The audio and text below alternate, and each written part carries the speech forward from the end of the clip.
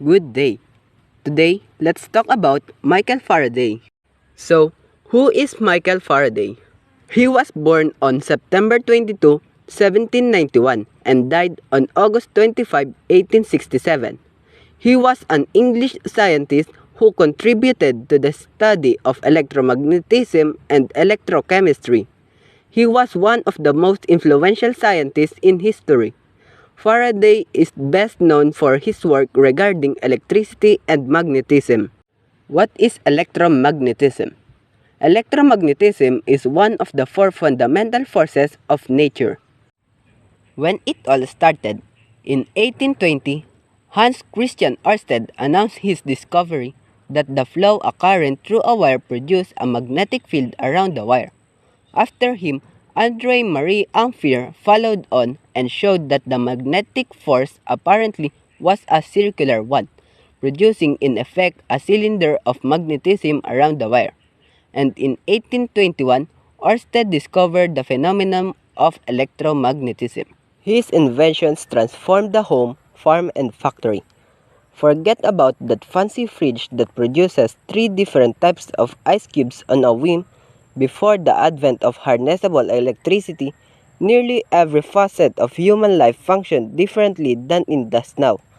People in Faraday's time got by home with oil lamps, wooden ice boxes, and coal stoves by dry sinks. Davy and British scientist William Hyde Wollaston tried but failed to design an electric motor. Faraday, having discussed the problem with the two men, went on to build two devices to produce what he called electromagnetic rotation. Faraday's breakthrough came when he wrapped two insulated coils of wire around an iron ring and found that upon passing a current through one coil, a momentary current was induced in the other coil. This phenomenon is now known as mutual induction. Michael Faraday in 1831 from a changing magnetic field achieved an electrical current.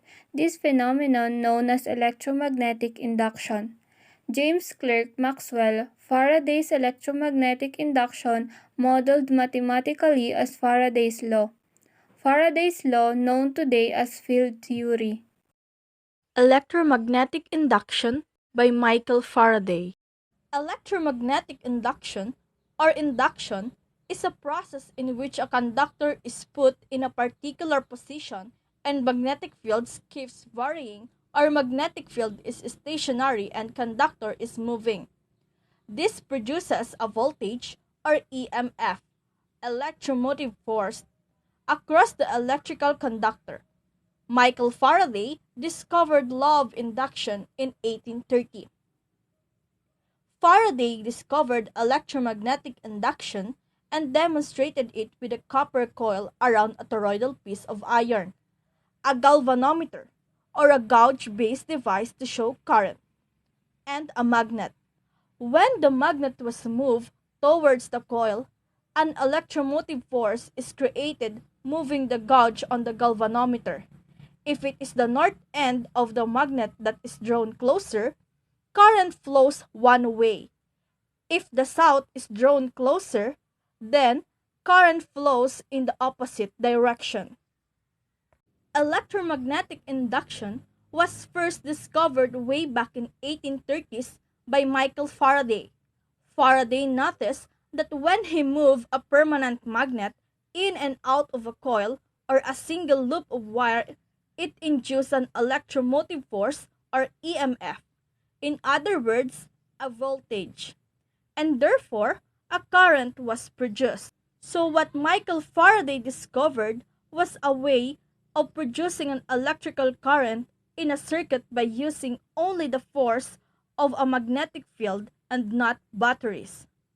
This then led to a very important law linking electricity with magnetism, Faraday's law of electromagnetic induction. So how does this work? When the magnet shown below is moved towards the coil, the pointer or needle of the galvanometer, which is basically a very sensitive center-zeroed moving coil ammeter, will deflect away from its center position in one direction only. When the magnet stops moving and is held stationary with regards to the coil, the needle of the galvanometer returns back to zero as there is no physical movement of the magnetic field. Faraday law of induction. Electromagnetic induction is the process of using magnetic fields to produce voltage and in a closed circuit, a current. So how much voltage or EMF can be induced into the coil using just magnetism? Well, this is determined by the following three different factors. First, increasing the number of turns of wire in the coil. By increasing the amount of individual conductors cutting through the magnetic field, the amount of induced EMF produced will be the sum of all the individual loops of the coil. So, if there are 20 turns in the coil, there will be 20 times more induced EMF than in one piece of wire. Second, increasing the speed of the relative motion between the coil and the magnet. If the same coil of wire passes through the same magnetic field, but its speed or velocity is increased, the wire will cut the lines of flux at a faster rate, so more induced EMF would be produced. Third, increasing the strength of the magnetic field. If the same coil of wire is moved at the same speed through a stronger magnetic field, there will be more EMF produced because there are more lines of force to cut. Faraday's influence to the society.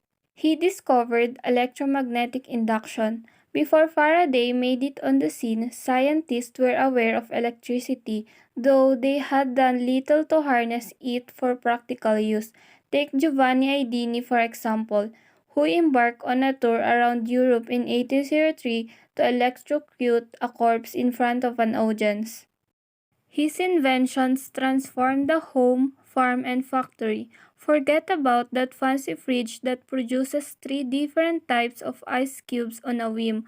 Before the advent of harnessable electricity, nearly every facet of human life functioned differently than it does now. The modern conveniences we now take for granted were once but a fantasy without Faraday's relentless wonder and curiosity to fuel them. An electric revolution. By the 1880s, electric motors that refined Faraday's concept were producing energy on a large scale, with electric generators powering everything from industry to transportation. With the invention of the carbon filament lamp in the 1870s, domestic lighting. As such, the electric motor played by a key role in a second industrial revolution that lasted from about 1870 to 1914. Once electric motors became part of modern society, they never went away. Today, devices as diverse as hand drills and disk drives employ electric small-scale motors. Here are the summary. The process of creating electric current with a magnetic field is known as electromagnetic induction. When a magnetic field and an electric conductor move related to one another, the conductor crosses the magnetic field's line of force. When the magnet or coil moves faster, the coil has more turns or the magnet is stronger. The current produced by electromagnetic induction increases. Alternating current is created when a magnet or coil is repeatedly pushed back and forth. Electric generators and electric transformers use electromagnetic induction to generate electricity or change the voltage of electric current. Faraday's law of induction is a basic law of electromagnetism predicting how a magnetic field will interact with an electric circuit to produce an electromotive force, or EMF, a phenomenon called electromagnetic induction. It is the fundamental operating principle of transformers, inductors, and many types of electrical motors, generators, and solenoids. Without this discovery, we would not have electricity and any electrical appliances and equipment, most of which use the principles he and others of his era discovered. We would probably still be burning coal or coal gas to generate steam to drive industry's machinery. This discovery marked a decisive milestone in the progress not only of science but also of society, and is used today to generate electricity on a large scale in power stations. This phenomenon reveals something new about electric and magnetic fields. Unlike electrostatic fields generated by electric charges at rest whose circulation along a closed path is zero, a conservative field, the circulation of electric fields created by magnetic fields is along a closed path other than zero. Faraday invented the first electric motor, the first electrical transformer, the first electric generator, and the first dynamo, so Faraday can be called without any doubt the father of electrical engineering. That will be all. Thank you for listening.